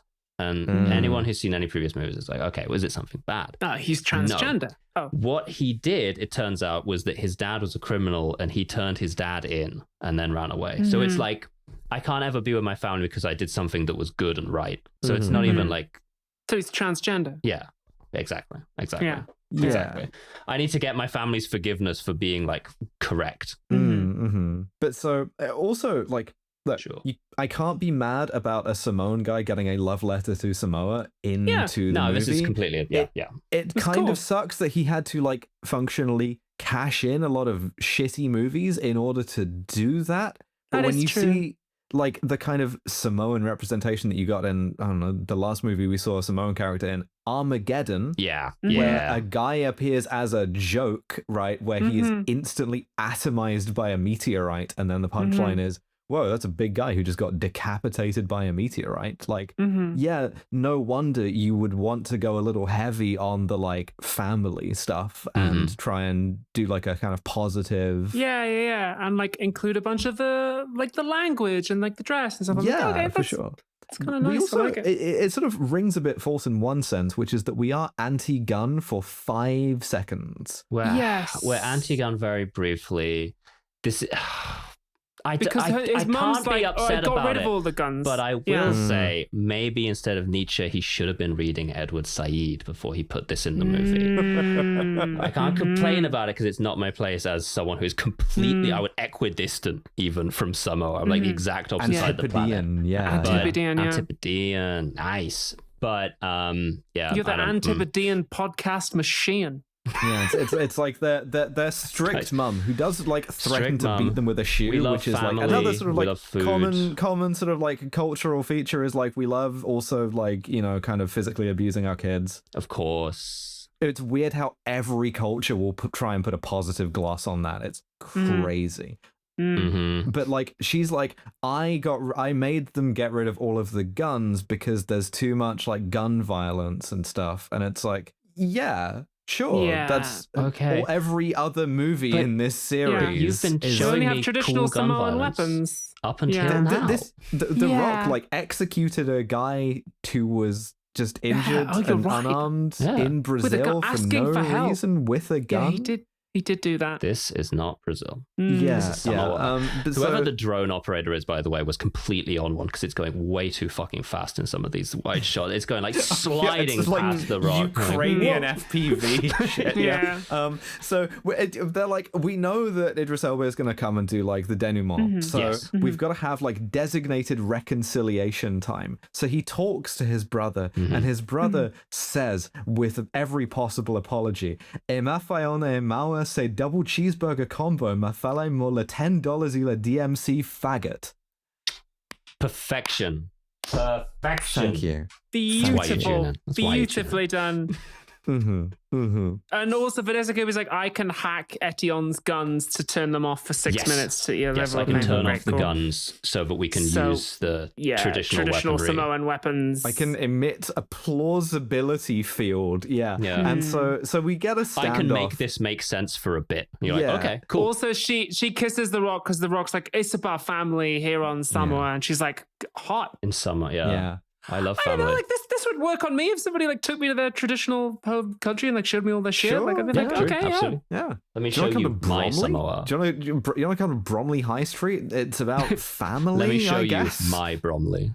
Yeah, let me show you the Glades. Sorry, if I should specify, if your country looked really beautiful and was nice, like Samoa did, if it's a good that country. Oh, I'm sorry, I didn't realize you were from somewhere that shit. Yeah, if you're getting the orange filter, you can take me there and show me your country. If you're getting the blue filter, fuck off. Don't talk to me. So we get this standoff, right, which is fully this is Brazil. This is Brazil. This is the Middle East. This is Samoa. The crimes of London have followed us home to Samoa. Yeah. They do a haka, right? They do. And again. The mercenaries, the Etion guys, the fucking Odeon Cineplex guys, are about to light up a haka, which I will say is a pretty good way of establishing villainous intent. Holy shit. It is, The Rock reconciles with his brother, tells him I love you, and his brother fixes the portable Chinese dick-sucking machine, which is in Vanessa Kirby's backpack, sucking her dick throughout the following sequence. Yes, her dick is getting sucked the whole time. There's like a countdown timer going across her. Yeah, it's like constantly. It's going to take exactly 30 minutes for the dick to be sucked. Yeah. If you don't come in the next 30 minutes, if the dick doesn't get sucked for 33 minutes, she will die of the disease. So that's the and then everyone dies. Then everyone dies, and everyone in Samoa dies. It's in capsules. And then everyone in the world. But so they light off the plausibility field. That's not me. And then we get like some pretty good like sort of like pitched battle, like melee fighting. Kind of fun. I like seeing, it's nice. Nice to see. I also enjoyed the movie Black Panther. Like that was thing that I dislike is that at this point Vanessa Kirby goes from like fighting on relatively even terms with The Rock to being girl helpless. Yes, she does. She gets like kidnapped like twice in this scene. She does. There's a funny moment where Frank Transporter drives a flamethrower car and draws a ring of fire around the battle, and Idris Elba says, sure, like the name of his character, but it sounds like he's just going, sure. Yeah, whatever. Sure. I wrote that down verbatim. He's like, fine. Yeah. Okay. Yeah, they put her in a helicopter. The helicopter takes off. We gotta chase down the helicopter. And here's my thing: if you can keep an IV in through a helicopter crash, air ambulance must be the easiest fucking job in the world. Like, I'm sick of these lazy air ambulance crew slackers demanding the big bucks from me for charity when apparently you can just stick that stuff in. It's fine. Doesn't even matter if you crash. Tape it down. What are you doing? What's the problem? What's the fucking problem? Idris Elba wins the Kronstein at this point by killing a helicopter pilot. Let's go. Yeah, not just technical. I think this is a rare combination of technical and spiritual Kronstein because he attacks the pilot of his own helicopter for no reason. Yeah. Just so that he can drive it. Throws him out of the chopper and gets a one-liner. He goes, take a day off, and then drives the chopper himself. He presses triangle. So at this point, here's the thing. You're in the middle of a pitched combat scenario, and your superior officer domes you off and then gets a line off about it. Brother, we're on the safe side here. Yeah, but so they got to chase them down with all of the trucks. And one of the other things besides Game of Thrones references that they keep doing is Tolkien references, like Lord of the Rings references. Yes. Yeah. And somehow they make it through. A bunch of the different guys have to like hook their trucks up without ever doing a Gondor calls for aid bit here. It's pretty good. This kind of glaring. It's kind of, I will say I almost like the bit where everyone links their trucks up together in order to, because one of them fires the like Cuban nos. Yeah, it's cool. Yeah. Well, that's the other point, is the last person with an even passing understanding of what nos is and does retired 3 movies ago. It's not clear. It's just like, we press the button and the car like boosts. It's the boost button. These are trucks, which means the truck is once again on the side of righteousness, which is aligned with the car against the helicopter, which is an interesting cosmology. I have a specific thing here, which is, if I had a nickel for every technologically advanced and evil black man doing a chase scene in a helicopter in this series, I'd have 2 nickels. Who get something hooked onto their helicopter by a jumping car as well, I would say. Yeah. Oh, yeah. But it's a surprising, like, building a really, really, really specific stereotype from the ground up. Yeah. Like, racist who's only seen the Fast and Furious movies thinks that all black people have access to helicopters. Yeah, like, you know what black guys are like, always menacing you from helicopters. Makes sense. Yeah, I'm doing a Fast and Furious bingo, and the free space is unimaginably wordy. But it does happen in every movie. Yeah, weirdly specific helicopter racism. Yeah. Yeah. Also, it's just the most specific helicopter racism since Windlifter. Sorry to remind you of Windlifter. I think about Windlifter more often than you can imagine. We gotta do another kids movie at some point. Fuck. Fuck. Also, the hero car that Hobbs and Shaw are both in this looks exactly like a micro Optimus Prime, and it does the Transformers noise 2 times. Once was enough. Twice was ridiculous. Okay. So they crash. They crash the helicopter, and all of them end up at the bottom of a cliff with Idris Elba for a fight scene. Cool. In which Vanessa Kirby is totally immobilized.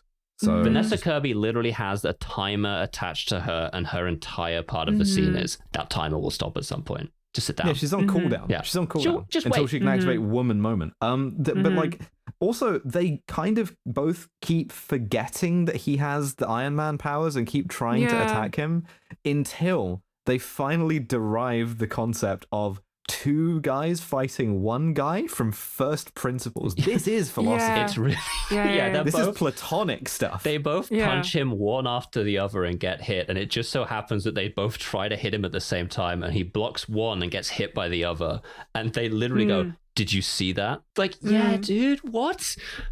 But I will say, this all takes place in the rain, and every impact goes into slow motion, and these are 3 big men hitting each other. And at this point, we have winnowed the cast down to only motherfuckers who know how to throw and sell a punch. So fine. That is true. Fine. So had a good time. It's a good fight. One thing that gets sort of Whedon-esque here is, as they fight him together and they win. Yes. They reference the Black Superman thing earlier. Yeah. And then break his spine in a way that specifically evokes not Batman. Superman, but Batman. Yeah. They do. And then in a subsequent scene, the immediately subsequent scene to this, they reference Batman anyway. Yeah. What are we doing? Your word processor allows you to go back. This is the only movie I've ever seen that was written sequentially.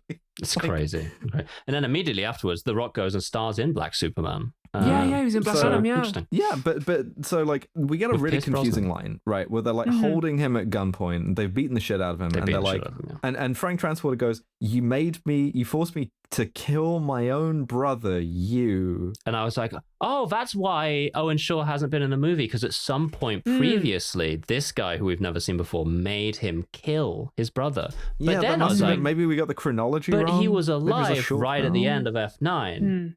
But no, he is specifically referring to, you were my brother, Idris Elba, and you made me kill you.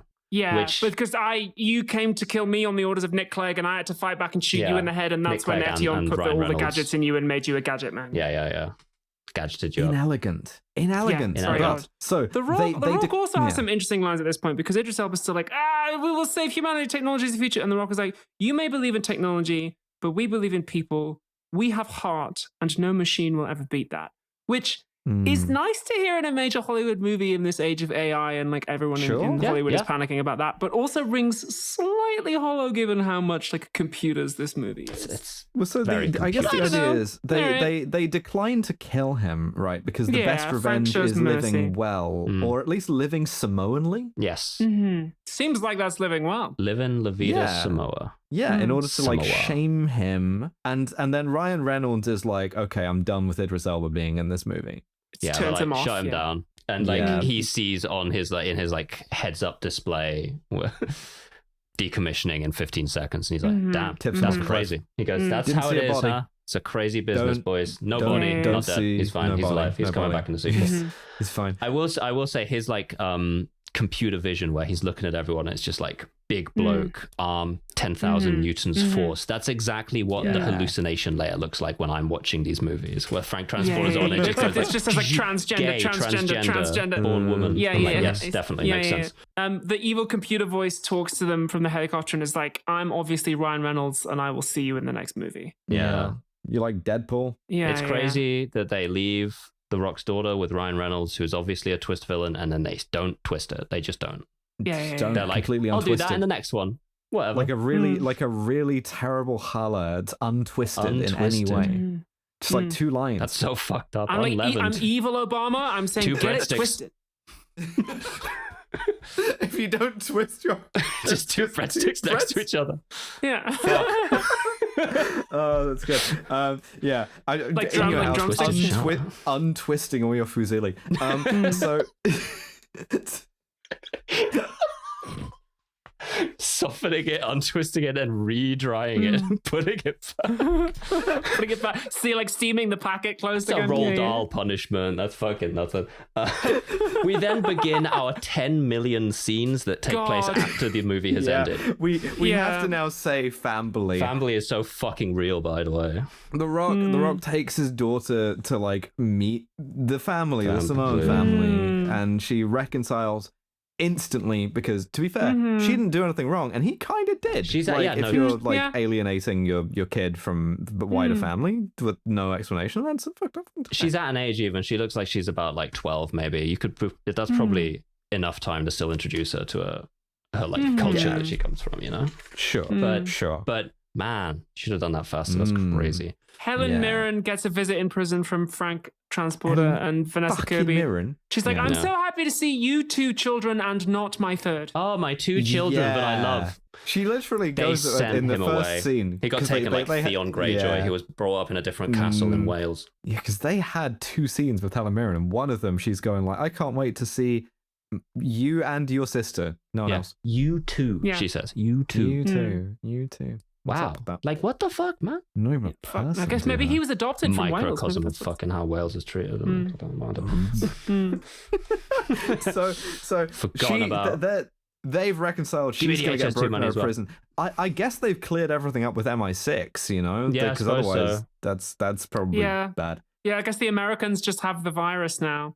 Yeah. Not mad about Ryan that. Reynolds calls The Rock in another mid-credit scene to do some Game of Thrones references. Great. And be like, hey, so I'm also capable of tremendous violence in a whimsical way. That I'm sure that'll come back. Yeah, interesting. At some point. And we get another post-credit sequence where The Rock has... hold on. Wait, what? And Ryan Reynolds goes, in late 2019, that first virus was nothing. There's another one coming. Yeah. It's even bigger.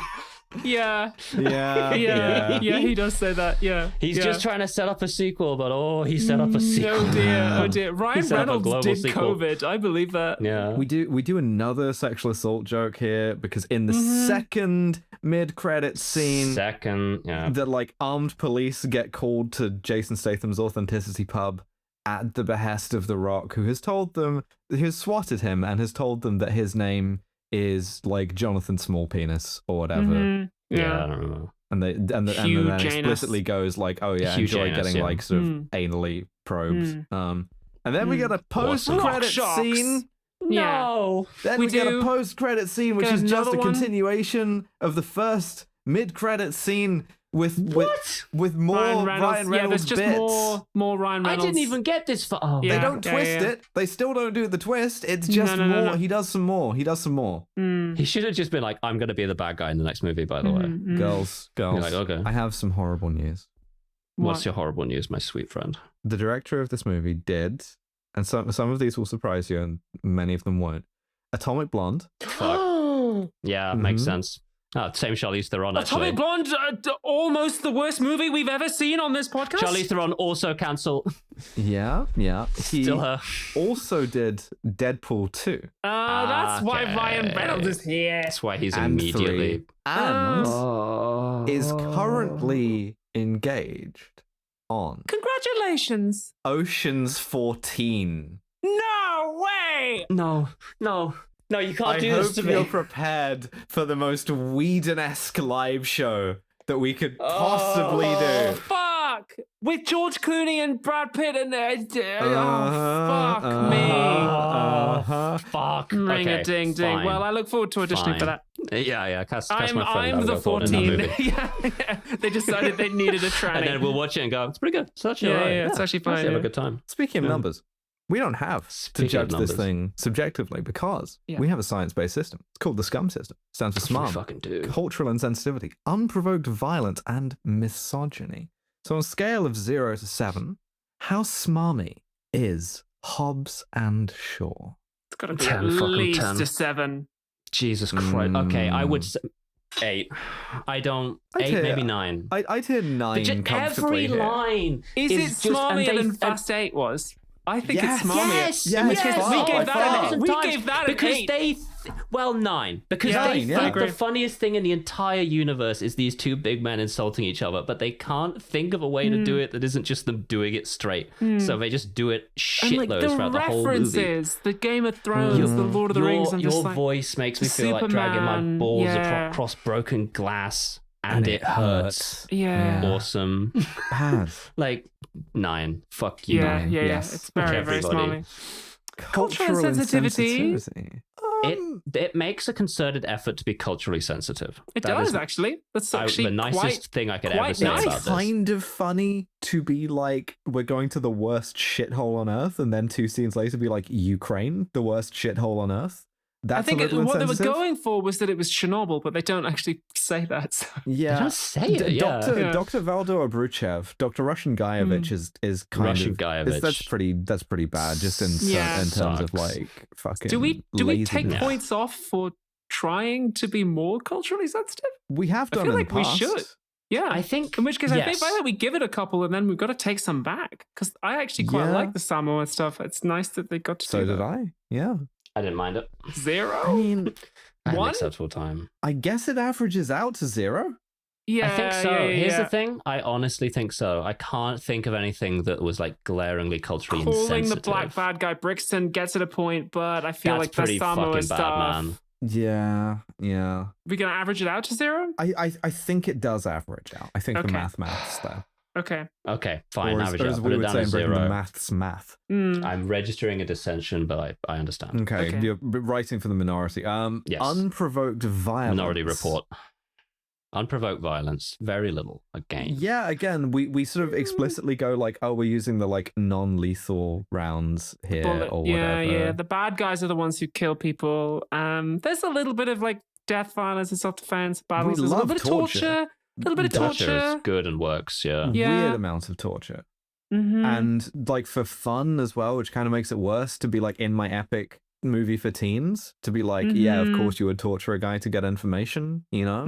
Because like fucking like you want information, don't you? Yeah, and it works. Fast and Furious like did that for sure, but it did that when it was like, oh, and he's like furious now, whereas this is like normal day at the office. You're like the bit where they're torturing right. them, Yeah. You know? Just like completely just off the dome, I'm gonna like dangle a guy out a window like Suge Knight. No one was under the influence of the Venom symbiote.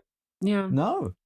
2? Yeah, I mean, I could hear 2. Okay, yeah. And then misogyny.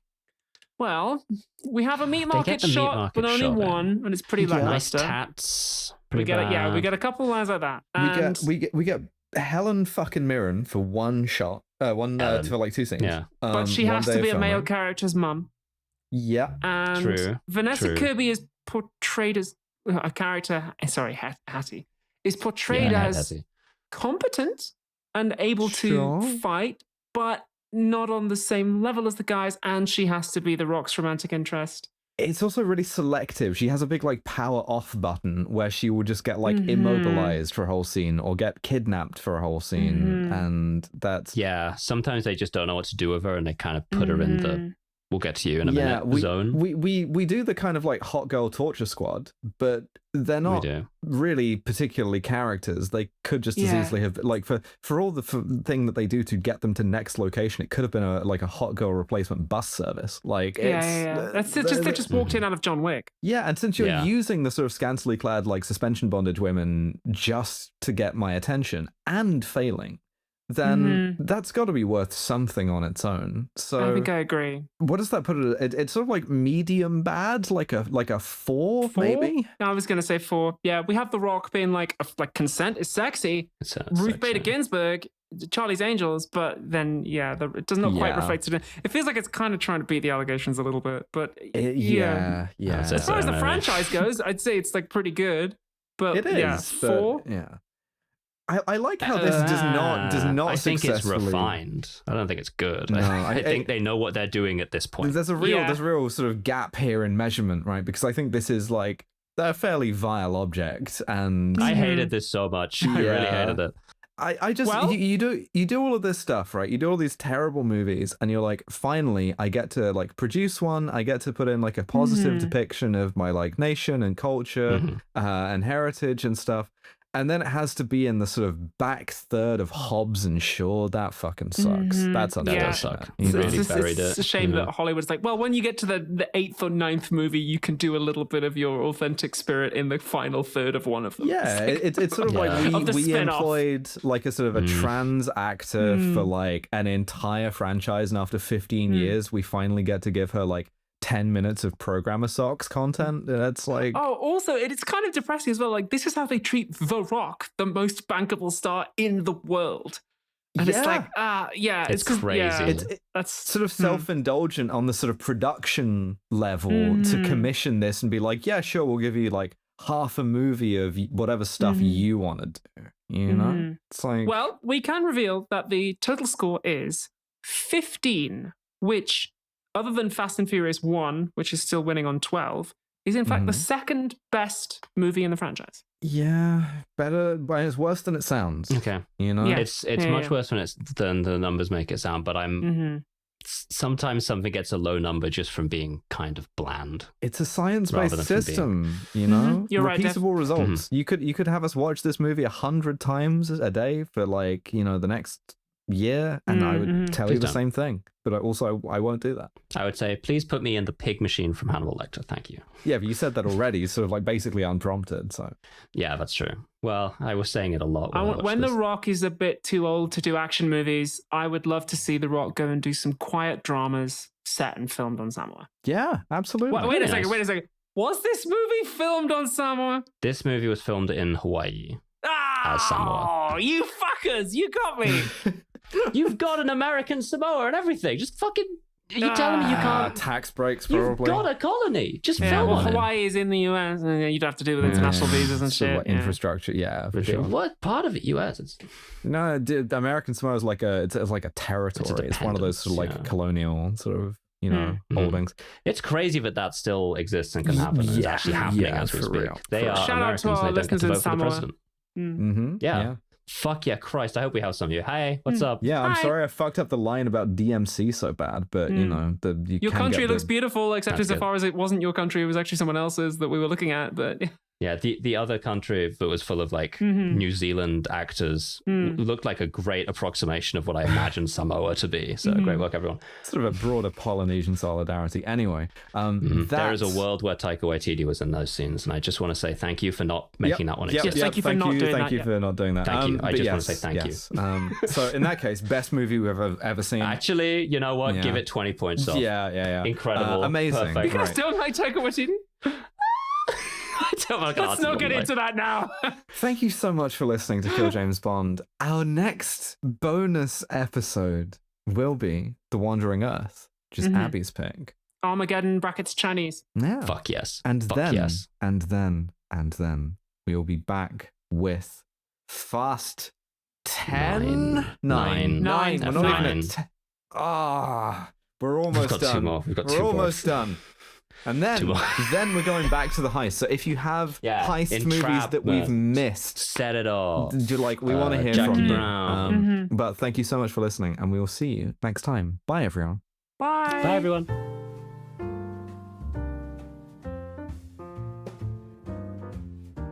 Thank you for listening to yet another episode of Kill James Bond.